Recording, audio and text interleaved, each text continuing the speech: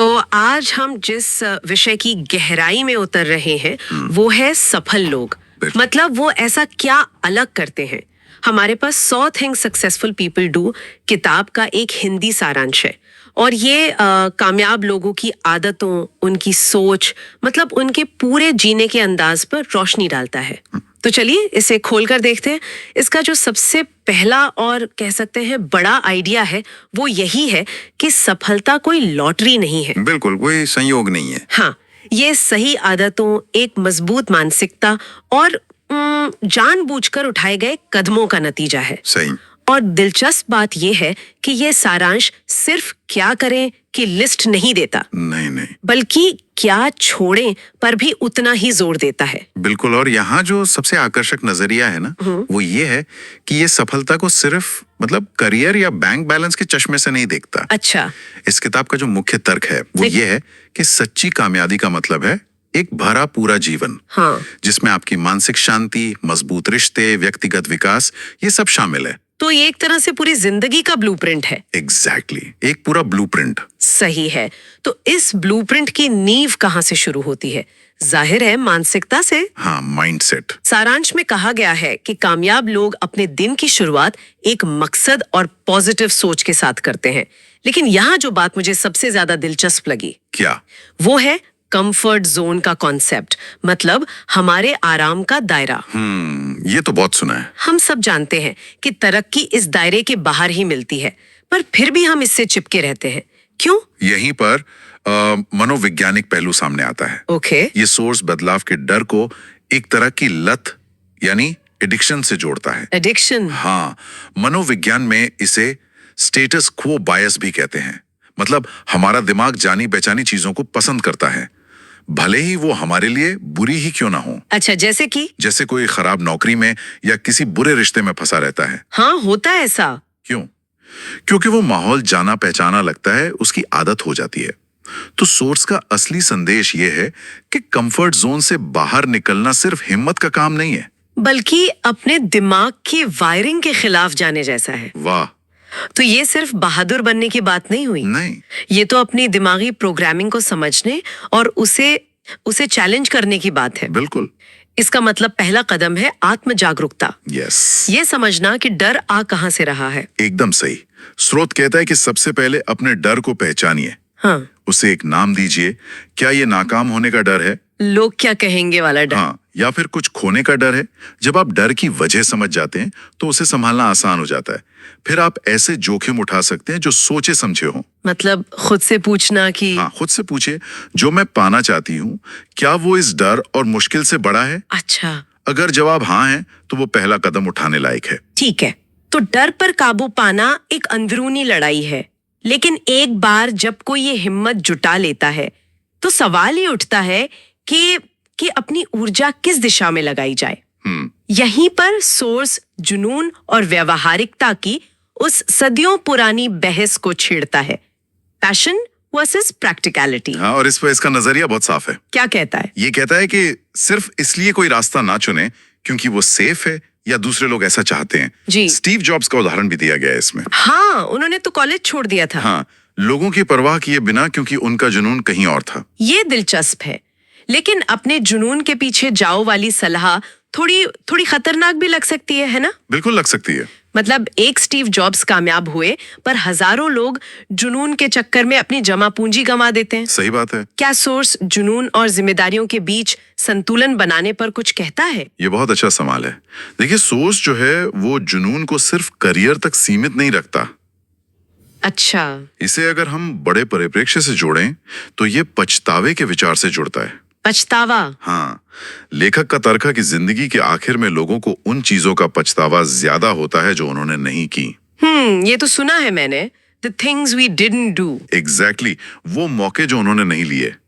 तो जुनून को फॉलो करने का मतलब सिर्फ नौकरी छोड़ना नहीं है। तो फिर क्या है? इसका मतलब है अपने प्रियजनों से दिल की बात कहना, किसी से माफी मांगनी है तो मांग लेना। ताकि बाद में काश ना रह जाए। बिल्कुल, ये कम पछतावे वाली जिंदगी जीने की एक स्ट्रैटेजी है। ये तो सोचने का एक बिल्कुल अलग तरीका है, मतलब अपने जुनून को जीना ताकि अफसोस कम से कम हो। ये बहुत गहरा विचार है। चलिए अब एक और जरूरी पहलू पर आते हैं, पैसा। हाँ, पैसा। इस पर सारांश का क्या कहना है? पैसे को लेकर इस किताब का सबसे बड़ा तर्क ये है कि अमीर दिखने और अमीर होने में जमीन आसमान का फर्क है। ओके, ये तो बहुत जरूरी बात है। ज्यादातर लोग अपनी ऊर्जा और पैसा अमीर दिखने में खर्च कर देते हैं। महंगी गाड़ी, ब्रांडेड कपड़े, शानदार छुट्टियां जो इंस्टाग्राम पर डाल दी हैं। बिल्कुल। जबकि असली दौलत उस पैसे में है जो आप दिखाते नहीं, बल्कि जो आपके लिए काम करता है। मतलब? ये दिखावे के खिलाफ अनुशासन की लड़ाई है। ये तो पूरी सोच को ही पलट देता है। तो फिर अमीर होने के लिए क्या करना होगा? इसके लिए कुछ बहुत ही बुनियादी लेकिन शक्तिशाली नियम बताए गए हैं। जैसे कि? पहला, अपने पैसे को ट्रैक करें। एक बजट बनाएं ताकि आपको पता हो कि पैसा जा कहां रहा है। दूसरा, खर्चों में कटौती करें, खासकर उन पर जो सिर्फ दिखावे के लिए हैं। और तीसरा, जो बहुत जरूरी है, क्या? सिर्फ एक इनकम सोर्स पर निर्भर ना रहें। अच्छा, साइड हसल। हाँ, साइड में कुछ ना कुछ करने की कोशिश करें। मूल विचार ये है कि आर्थिक आजादी दिखावे से नहीं, अनुशासन से आती है। सही बात है, लेकिन ये रास्ता आसान नहीं होता होगा। इसमें मुश्किलें तो आती ही होंगी। जाहिर है। मुझे लगता है कि सबसे बड़ी मुश्किल है असफलता का डर। सारांश इस बारे में क्या कहता है? इस पर एक बहुत ही मजेदार और आजाद करने वाला विचार दिया गया है। बताइए। सारांश कहता है कि ज्यादातर लोग इसलिए नाकाम नहीं होते कि उनमें काबिलियत नहीं है। तो फिर क्यों? बल्कि इसलिए कि वो कोशिश ही नहीं करते। और कोशिश क्यों नहीं करते? क्योंकि डरते हैं। हाँ, डरते हैं कि अगर फेल हो गए तो लोग क्या कहेंगे। हाँ, ये लोग क्या कहेंगे वाला डर तो शायद सबसे बड़ा है। बिल्कुल। और यहाँ सोर्स एक कड़वा लेकिन लिबरेटिंग सच बताता है। वो क्या है? सच तो यह है कि लोग अपनी जिंदगी में इतने व्यस्त हैं कि उन्हें आपकी नाकामियों के बारे में सोचने की फुर्सत ही नहीं है। सीखने का एक मौका समझिए। हर गलती एक डेटा पॉइंट है जो आपको बताता है कि अगली बार क्या बेहतर करना है। ये एक ही साथ थोड़ा कठोर भी है और सुकून देने वाला भी। ये हमें एक और अंदरूनी चुनौती की ओर ले जाता है, किसी को माफ करना। अक्सर हम पुरानी बातों को, किसी के दिए हुए दर्द को पकड़कर बैठ जाते हैं। हाँ, और इस पर लेखक का नजरिया ये है कि माफी दूसरे इंसान के लिए नहीं, बल्कि खुद के लिए एक तोहफा है। खुद के लिए? हाँ, जब आप किसी के लिए मन में गुस्सा या कड़वाहट रखते हैं तो आप उसे अपने दिमाग में मुफ्त का किराया दिए बिना रहने की जगह दे रहे हैं। वाह, क्या बात कही है। माफ करने का मतलब ये नहीं है कि जो हुआ वो सही था। इसका मतलब सिर्फ ये है कि आप अब उस बोझ को और ढोना नहीं चाहते। एक तरह का इमोशनल डिटॉक्स। बिल्कुल सही शब्द है, इमोशनल डिटॉक्स, ताकि आप अपनी ऊर्जा बेहतर चीजों में लगा सकें। लेकिन माफ करना और भूल जाना एक ही बात नहीं है ना? नहीं, बिल्कुल नहीं। क्या सोर्स इस पर कोई रोशनी डालता है कि माफ करने के बाद भी उस रिश्ते को कैसे संभाला जाए? ये एक जरूरी सवाल है। सारांश ये साफ करता है कि माफ करने का मतलब ये नहीं है कि आप उस इंसान पर फिर से भरोसा करने लगें। उसे अपनी जिंदगी में वही जगह दें। बिल्कुल। माफी एक अंदरूनी प्रक्रिया है। रिश्ते को कैसे संभालना है ये एक बाहरी फैसला है। और वो इस बात पर निर्भर करेगा कि सामने वाले का व्यवहार बदला है या नहीं। आप किसी को माफ करके भी उससे एक सुरक्षित दूरी बनाए रख सकते हैं। ये बहुत बड़ा फर्क है और ये हमें बाहरी चुनौतियों पर लाता है, जैसे कि मुश्किल लोग। टॉक्सिक लोग। हाँ, सारांश में टॉक्सिक लोग शब्द का इस्तेमाल हुआ है। इन्हें कैसे पहचाना जाए? स्रोत इन्हें एनर्जी वैम्पायर्स भी कहता है। Energy vampires? हाँ, मतलब वो लोग जिनसे 10 मिनट बात करने के बाद ऐसा लगता है जैसे आपने 2 घंटे जिम में बिताए हों, पूरी तरह से थका हुआ। समझ गई मैं।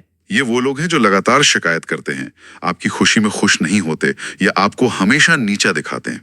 तो सलाह क्या है? सलाह सीधी है। इन लोगों से दूरी बनाना स्वार्थ नहीं बल्कि आत्मरक्षा है। Self preservation. एग्जैक्टली। ना कहना सीखें और अपने चारों ओर एक ऐसा माहौल बनाएं जो आपको ऊपर उठाए, नीचे न गिराए। अपने डर का सामना करना, जुनून का पीछा करना, मुश्किल लोगों से निपटना, ये सब सुनने में ही काफी मेहनत का काम लगता है तो क्या सारांश में इस सब के बीच बर्नआउट या थकान से बचने की कोई बात है? हाँ, बिल्कुल है, और ये बहुत जरूरी हिस्सा है। इसमें इंसान की तुलना एक पौधे से की गई है। पौधे से? कैसे? जैसे पौधे को बढ़ने के लिए धूप और पानी चाहिए, वैसे ही हमें भी रिचार्ज होने के लिए आराम चाहिए। बिना आराम के हम भी मुरझा जाते हैं। सही बात है। सोर्स इस बात पे बहुत जोर देता है कि काम के बीच ब्रेक लेना कितना जरूरी है। यहाँ तक कि पोमोडोरो टेक्निक जैसी तकनीक भी सुझाई गई है। अच्छा, वो 25 मिनट काम और 5 मिनट का ब्रेक। हाँ, वही। इसका मकसद सिर्फ शरीर को नहीं बल्कि दिमाग को भी तरोताजा करना है। ये संतुलन बनाए रखने के लिए बहुत जरूरी है और मुझे लगता है कि ये सब करने के लिए जो एक चीज सबसे ज्यादा चाहिए वो है आत्मविश्वास। कॉन्फिडेंस। इस पर सारांश का क्या नजरिया है? अक्सर हम आत्मविश्वास को दूसरों से बेहतर होने से जोड़ते हैं। और यहीं पर ये सारांश एक बहुत बड़ा मिथक तोड़ता है। क्या? इसके मुताबिक आत्मविश्वास दूसरों से बेहतर होने का नाम नहीं है। ये खुद को स्वीकार करने और अपनी कीमत समझने का नाम है। अपनी सेल्फ वर्थ। हाँ, इस बात से कोई फर्क नहीं पड़ता कि दूसरे आपके बारे में क्या सोचते हैं। और एक बहुत ही दिलचस्प बात यह भी कही गई है। बताइए। कि असली आत्मविश्वास तब नहीं दिखता जब आप सब कुछ जानते हैं, बल्कि तब दिखता है जब आप कुछ नहीं जानते हुए भी आगे बढ़ने और सीखने की हिम्मत रखते हैं। वाह। ये परफेक्ट होने के बारे में नहीं बल्कि तरक्की करने के बारे में है। तो अगर हम इस पूरी चर्चा को समेटें तो हमने मानसिकता की लड़ाई, आराम के दायरे को तोड़ने, जुनून और पैसे को लेकर एक नए नजरिए, हाँ, और असफलता और माफी जैसी अंदरूनी चुनौतियों और फिर आराम और आत्मविश्वास के महत्व पर बात की। ऐसा लगता है कि इस स्रोत के अनुसार सफलता कोई मंजिल नहीं बल्कि हर रोज चुने गए छोटे छोटे सही फैसलों का एक लंबा सफर है। बिल्कुल, ये एक समग्र दृष्टिकोण है, एक होलिस्टिक अप्रोच। ये सिर्फ करियर में आगे बढ़ने या पैसा कमाने की गाइड बुक नहीं है।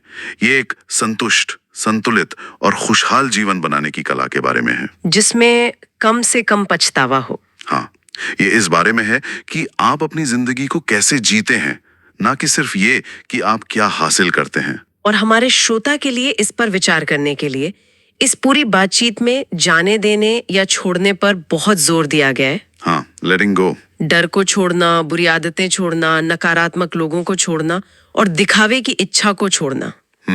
तो अंत में एक विचार सोचने के लिए, आज ऐसी कौन सी एक चीज है जिसे छोड़ने से कोई भी व्यक्ति अपनी सफलता के संस्करण के एक कदम और करीब आ सकता है?